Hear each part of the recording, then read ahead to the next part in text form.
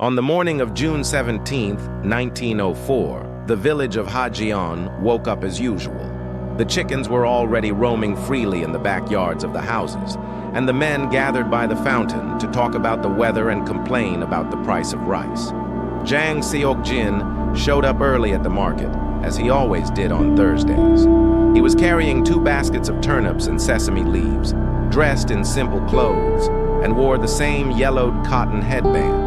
He was a man of few words, a widower for almost 5 years, and known for not getting into trouble. So no one understood what he was doing in the courtyard of the government officials, where they were setting up a small enclosure with bamboo poles and white cloth. It was not the kind of place that peasants like him usually went. This was where the rich auctioned off their goods and sometimes people. Those who saw it up close say it took no more than 15 minutes. The person in charge of the event, a certain Officer Kang, had a sweaty face and hurried eyes. Beside him, tied with a thin rope around her wrist, was Baek Eun-hye. She looked out of place there, even with her handbox stained with dust and her hair disheveled. Some whispered that she was the daughter of a former magistrate who had died in disgrace. Others said that she had refused to marry a merchant who would pay off her brother's debts. Either way, she was being sold as a servant, with false documents claiming that she was property of the state. The audience was small: 2 local gentlemen, a young man from another village, and Seok-jin. He said nothing. When the officer announced her name and the amount, he was the only one to raise his hand. Most of the people there were speechless. There was a brief, somewhat uncomfortable silence. Officer Kang tried to confirm whether Seok-jin had understood what he was doing. It was unusual for a peasant to intervene in that kind of situation, especially with money involved. But he just nodded and took a small cloth bag out of his clothes, which he handed over without saying a word. The officer accepted it and ordered the rope to be released from Eun-hye's wrist. She stood still, as if she didn't know what to do. Seok-jin didn't say anything to her either. He just stepped aside and waited for her to follow him. And she did. The 2 of them left on foot, along the dirt roads, under a cloudy sky that promised rain. Those who saw it said that there was not a single gesture of affection, no explanation, no exchange of words. Just a woman covered in dust following a silent man out of the village. When they arrived at Seok-jin's hut, Eun-hye stood at the entrance, as if she didn't want to go in without being called. He opened the door, put the basket on the floor, and went straight to start a fire. The house was small, 1 room with a mud wall dividing the kitchen space. After a few minutes, he pointed to a rolled-up mat in the corner and said, "You can sleep there." That was all he said until late afternoon. She did as she was told, sat down, looked around, perhaps trying to figure out what was going on. She didn't seem afraid. She seemed tired. And Seok-jin, as usual, spent the rest of the day fiddling with his tools, watering the flower bed, and tending to the chickens, as if nothing had changed. What no one knew was that Seok-jin had been keeping an eye on the situation for a long time. Baek Eun-hye's name had appeared on an old document he had found in the house of a neighbor who had been evicted months earlier. It was an incomplete inheritance document, with her father's seal and marks of alteration. It matched other records he had been silently collecting: people being evicted from their land, contracts forged, seals changed. He had never been good with words, but he had a good memory. He remembered names, dates, places. He knew something was wrong, but no one would believe a peasant with no formal education. It was only when he heard that Eun-hye was going to be auctioned off as payment of a debt that he understood the risk she posed to those in power. If she disappeared, an important piece of the puzzle would disappear with her. That was why he acted quickly, without telling anyone. That night, it rained. Seok-jin's house was old, made of clay, and the roof was leaking. He pulled a pot under the water and sat by the fire, staring at the embers. Eun-hye didn't sleep. She stayed huddled, but awake, watching everything, as if trying to measure how much she could trust him. She wasn't afraid, but she didn't seem at ease either. When the rain picked up, He got up and threw a cloth over her mat without saying anything. That simple gesture seemed to break something in the silence between them. She sat up and spoke for the first time. "Do you know who I am?" He answered with just a look, the kind that says yes, but without details. There was no need to explain. They both knew that, from that moment on, they were in for something that could never be turned back. Early the next morning, Eun-hye began helping with the chores without being asked. She cleaned the yard, fed the leftover rice to the chickens, and heated water on the makeshift stove. She seemed familiar with this, even though she was the daughter of a nobleman. She never complained or acted like someone who thought she was better than others. It was as if she was waiting for the chance to prove that she was still useful. Seok-jin watched from afar, without interfering. He knew that her apparent calm was only the beginning. Soon the government officials would arrive, wanting to know why he, a peasant, had gotten involved in an auction controlled by influential people. And they did, before noon. 3 officials arrived on horseback, their clothes wet and their faces grim. One of them got off and called Seok-jin's name. She, who was washing clothes in a bucket, hid behind the house. No one knows for sure what happened in the conversation. It was short and tense. One of the neighbors said he had heard one of the officers say, "That's none of your business." Seok-jin kept his usual calm tone. He didn't change his tune. He just pointed to his own land and said that he was the one in charge there. The men didn't like his answer. One of them spat on the ground before getting back on his horse. They said they would return with an order, and they did return, but not that day. When they left, Eun-hye reappeared. She didn't ask anything, but her face showed that she had already understood the risk. She knew what was at stake, and yet she didn't leave.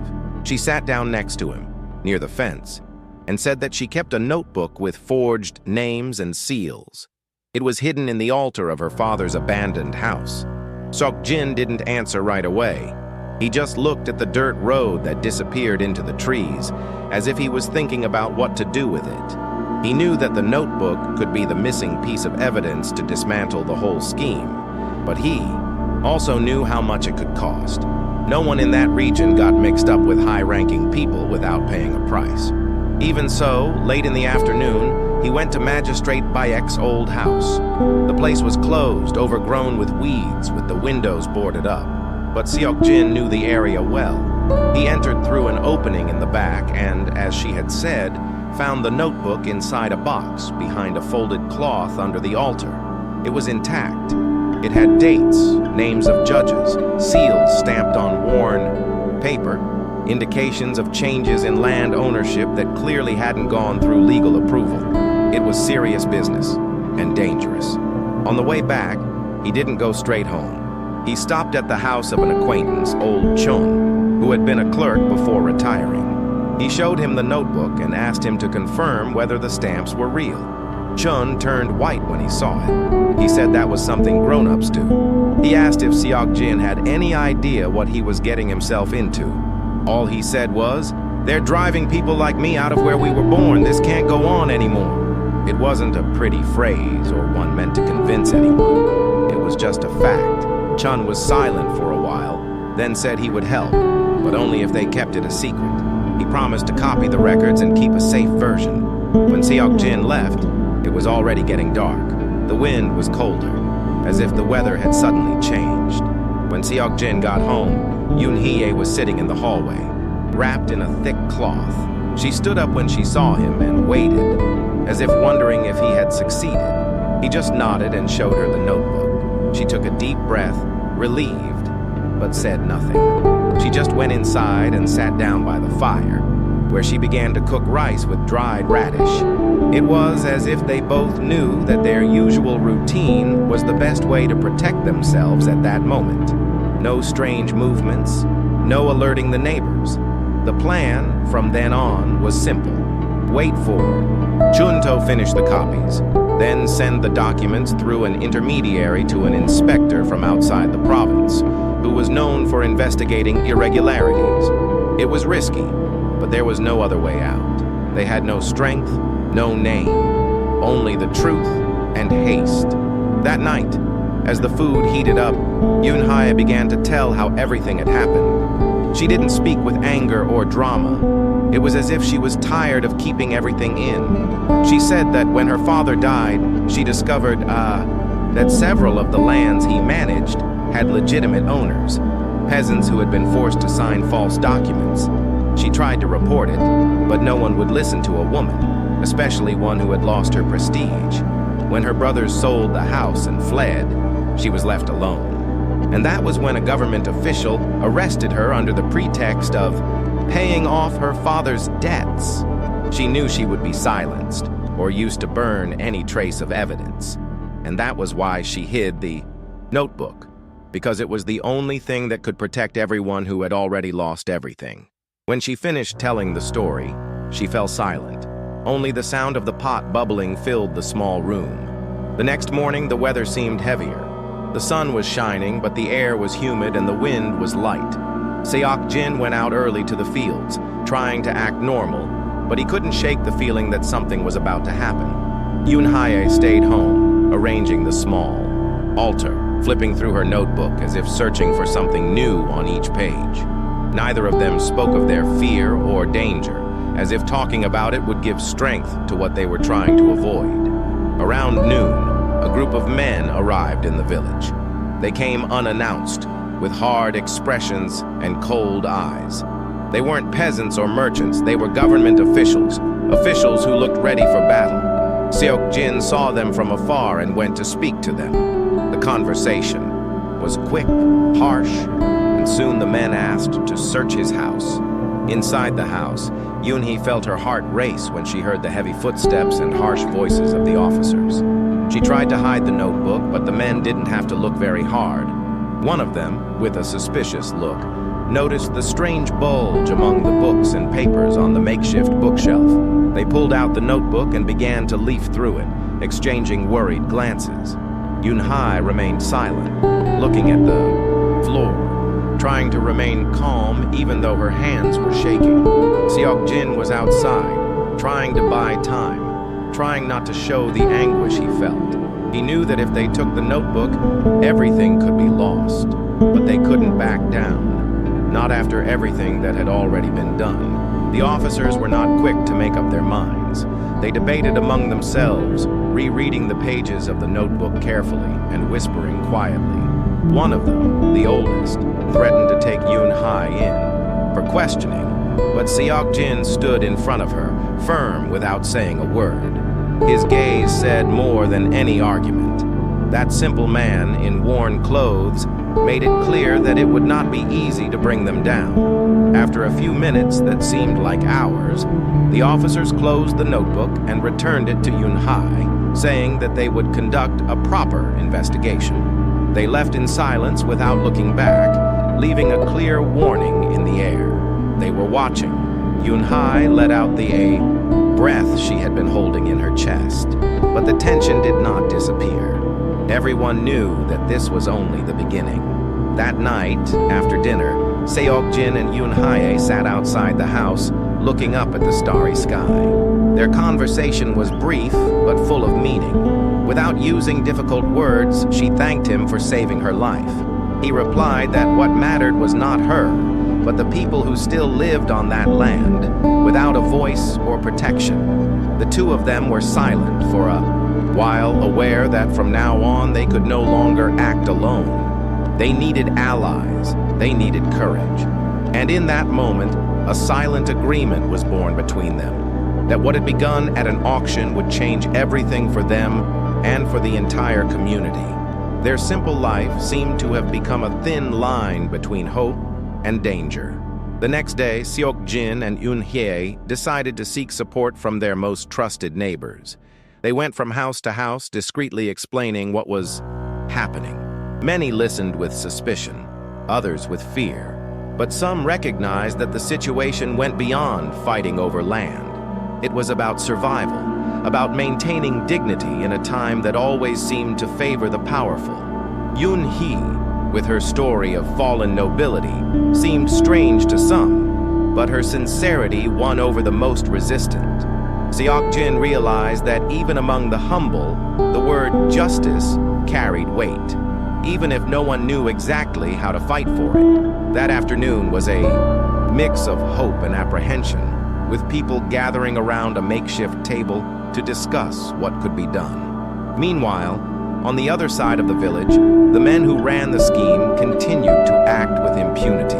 The corrupt official who had sold Eun-hye was nervous, knowing that the affair could unravel the entire scheme he had helped to conceal. He had received threatening messages and had been warned to keep quiet, that anyone who meddled with the railway and the land would end up paying dearly.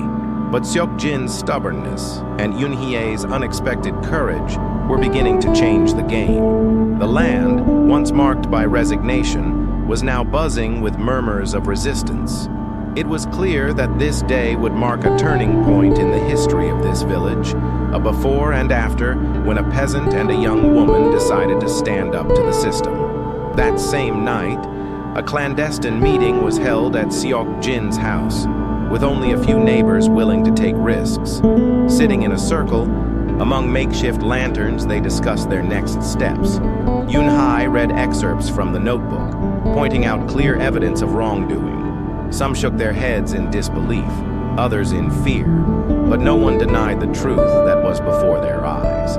They decided to send copies of the documents to the capital, using a reliable courier who would go unnoticed. Tensions were high, but there was also a flame growing, the possibility of real justice. Seok-jin knew that now was the time to act, quickly, before the powerful had time to react. Hours later, when the village was almost silent, Seok-jin felt the weight of what was to come. Eun-hye sat beside him, and the fear that had seemed invisible before was now palpable. They knew that simply having that notebook and taking action could bring severe retaliation. Her face, illuminated by the dim light of the fire, showed a mix of courage and uncertainty. A step had been taken, and from then on, nothing would be the same. They were in the crosshairs of those who would not admit to losing power. But they also knew that, in that moment, they had done more than survive. They had made the choice to fight for something greater. In the days that followed, news of the complaint began to spread throughout the region. The messenger managed to get copies of the notebook to the capital, where a government inspector known for his honesty opened a formal investigation. Little by little, the names of those involved in the forgery of documents and the illegal evictions came to light. Life in the village was never the same again. Seok-jin and Eun-hye continued to work the land, but with the burden and hope of knowing they had done the right thing, even in the face of fear. The threats lessened, but never completely disappeared. The village came to be seen as an example of resistance, a reminder that justice can be born in the simplest of places. The day Seok-jin decided to buy Eun-hye at an auction was a turning point, a moment when a choice made by a simple man and a young woman without protection changed the fate of many. For them, life went on, marked by the courage to face what seemed impossible. There was no glory, no celebration, just the silent certainty that, on that single day, something great had happened. And to this day, those who know the story remember that it was there, in that small village, that the truth won. Not in a spectacular way, but real, human, and forever.